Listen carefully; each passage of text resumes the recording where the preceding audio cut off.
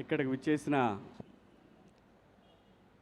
బండ్ల గణేష్ గారి మిత్రులకు, షాద్ నగర్ ప్రజలకు, ఆయన శ్రేయోభిలాషులకు అందరికీ పేరు పేరున నమస్కారాలండి. అలాగే టీవీ చూస్తున్న, సోషల్ మీడియాలో చూస్తున్న ప్రజలందరికీ కూడా ఈ పాదయాత్రకు మీ అందరి ఆశీర్వాదం ఉంటుందని ఆశిస్తూ, బండ్ల గణేష్ గారు ఇదే షాద్ నగర్ నుంచి హైదరాబాదులో ఒక చిన్న నటుడిగా మొదలుపెట్టిన ప్రయాణం ఈ రోజున ఒక బ్రాండ్గా, బండ్ల అంటే ఒక బ్రాండ్, బండ్ల అంటే ఒక వ్యక్తి కాదు, బండ్ల గణేష్ అంటే ఒక శక్తి. పర్సనల్గా నాకు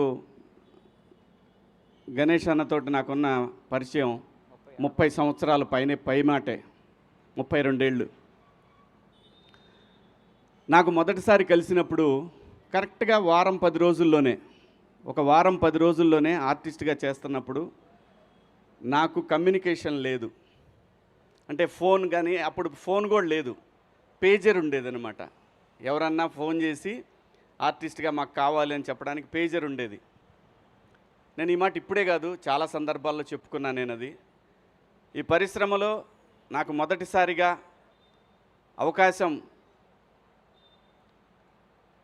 నాగార్జున గారు ఇస్తే, వైవిఎస్ చౌదరి గారి డైరెక్షన్లో, ఆ తర్వాత మొదటి సినిమాగా మాస్టర్ రిలీజ్ అయితే నాకు ఎవరన్నా సహాయం చేశారు అని అంటే అది గణేష్ అన్న మాత్రమే. ఎందుకంటే నాకు అది ఆ రోజు చాలా ముఖ్యం.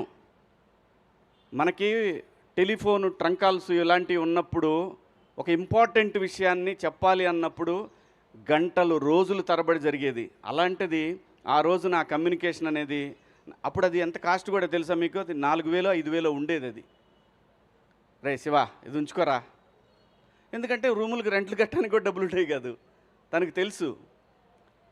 సో అలా మా ఇద్దరి మొదలైన పరిచయం.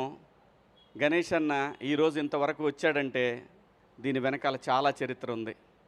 ఎంతమందికి సహాయం చేసి ఉంటాడు, ఎంతమందికి ఆస్తులు కొనిపెట్టుంటాడు, ఎంతమందికి తనకు తెలిసిన ఒక మాట సాయాన్ని వాళ్ళు కోట్ల రూపాయలు సంపాదించుకునే స్టేజ్కి తీసుకెళ్ళగలిగాడు. ఇదంతటి కారణం ఏంటంటే మనకు మనిషికి కావాల్సింది ఒక మంచి మనసు, ఒక మంచి సంకల్పం. వీడు బాగుండాలి, వీళ్ళు బాగుండాలి, నన్ను నమ్మి వచ్చారంటే వీళ్ళు నాకన్నా బాగుండాలి అనుకునే ఒక మనస్తత్వం బండ్ల గణేష్ అన్నది. అలాగే చంద్రబాబు గారి విషయంలో అసలు పార్టీలతో సంబంధం లేదు. గణేష్ అన్న అందరవాడు. స్వతహాగా తన కాంగ్రెస్ అభిమానం చెప్పి ముందు నుంచి ఆయన చెప్పాడు, అది మనందరం చూసాం. ఇప్పుడు చెప్తాడు, రేపు చెప్తాడు. మాట మార్చే రకం కూడా కాదు. ఒకవేళ తప్పు చేస్తే లేదు లేబ్బాయి పొరపాటు అయిపోయిందని చెప్పే రకం. అది ఎవరికి ఉంటుందంటే ఒక నిజాయితీపరుడికి మాత్రమే అటువంటి లక్షణం ఉంటుంది. తప్పు జరిగినప్పుడు క్షమాపణ చెప్పడం తప్పు కాదు, పొరపాటు జరిగినప్పుడు నేను మన్నించండి అంటాం తప్పు కాదు. అలాంటి ఒక మంచి మనిషి అంటే బండ్ల గణేష్ గారు. ఏదో ఇప్పుడు చంద్రబాబు గారు ఎందుకు అనుకోవాలి అసలు చంద్రబాబు నాయుడు గారి గురించి? ఆయనకి చంద్రబాబు నాయుడు గారు చేసిందే ఉంది, ఏమీ లేదు. కానీ సమాజానికి చేసిన దాన్ని తన గుండెల మీదకి తీసుకొని ఇన్ని కోట్ల మందికి జీవితాలను ఇచ్చిన మహాన్ మనిషి జైల్లో ఉండటం ఏంటనేది ఆయన మనసులో పడింది. ఆ రోజున పడి ఒక ఏదైతే మనకి కృష్ణా గోదావరి నదులు ఒక చిన్న డ్రాప్తోనే మొదలవుతాయి, అలాంటి ఒక డ్రాపు ఒక మహా ఉద్యమంగా మార్చగలిగాడు. ఆ మహా ఉద్యమమే ఆ నాయకుడు చంద్రబాబు గారు బయటికి రావడానికి అంతమంది జనాలు, అన్ని కోట్ల మంది జనాల యొక్క ఒక వైబ్రేషన్ ఆయన బయటికి రావడానికి కారణమైంది. ఆ కృతజ్ఞత భగవంతుడికి ఏదైతే తను మాట ఇచ్చాడో, మా నాయకుడు ప్రజల మనిషి బయటికి రావాలని కోరుకున్నాడు. ఆ కోరిక మేరకు ఆ భగవంతుడు కరుణించి ఆ రోజున బాబు గారికి బెయిల్ రావడం, బయటికి రావడం. ఆ తర్వాత ఏం జరిగిందో మీరు అందరూ చూశారు. మరి ఊరికే మాటలంటాం అందరికీ సాధ్యమే, ఎవరైనా అనవచ్చు ఒక మాట.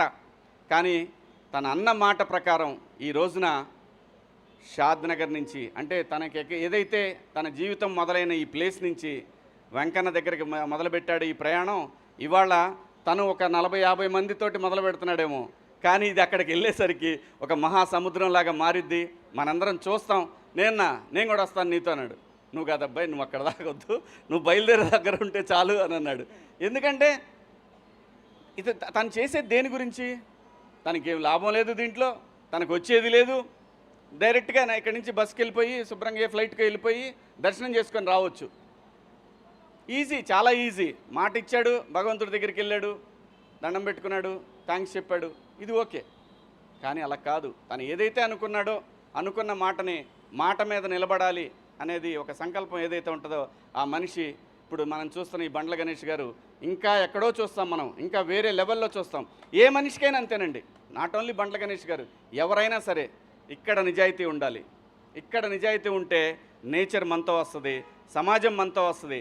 అలా గణేష్ అన్న ఈరోజు మొదలుపెట్టినటువంటి ఈ ప్రయాణం మనం చివరి వరకు కూడా వెంకన్న తోడుగా యావత్ 2 రాష్ట్రాల తెలుగు ప్రజలు ప్రపంచంలో ఎక్కడైతే ప్రపంచవ్యాప్తంగా ఒక ఉద్యమాన్ని క్రియేట్ చేయగలిగాడో ఆ రోజున ఆ ప్రపంచవ్యాప్తంగా ఉన్న తెలుగు ప్రజలందరి ఆశీస్సులు గణేష్ అన్నకుంటాయి. మా అందరి అభిమానంతో ఆయన ఎటువంటి అడ్డంకులు లేకుండా స్వామివారి దగ్గరికి ప్రయాణిస్తాడు. స్వామివారి దర్శనం రోజున ఖచ్చితంగా ఎక్కడున్నా సరే నన్ను కూడా భగవంతుడు అక్కడ దాకా తీసుకెళ్లాలని కోరుకుంటున్నాను. ఖచ్చితంగా గణేష్ అన్న థ్యాంక్ యూ. నీ మంచి మనసు, నీ నిజాయితీయే నిన్ను నడిపిస్తూ ఉంది. ఎక్కడ గణేష్ అన్న నాకు ఆ రోజు 32 ఏళ్ల క్రితం తలుచుకుంటే అసలు ఎలా మారిపోతుంది జీవితం అంటే సంకల్పం అండి. ఏ మనిషికైనా సరే నాకు అది కావాలి, ఆ టార్గెటెడ్గా నిజాయితీగా పనిచేస్తే దానికి బండ్ల గణేష్ అన్న అవ్వచ్చు. బండ్లు అనేది ఒక బ్రాండ్. ఈ బ్రాండు కలకాలం చిరకాలం 10 మందికి సాయపడుతూ ఉండాలని మేమందరం నీ వెనకాల ఉంటామని ఆ భగవంతుడిని కోరుకుంటూ థ్యాంక్ యూ అన్న. All the best, happy journey. Thank you very much Shivaji గారు. మీరు ఆ 32 ఏళ్ల స్నేహాన్ని గుర్తుపెట్టుకొని ఇక్కడికి వచ్చి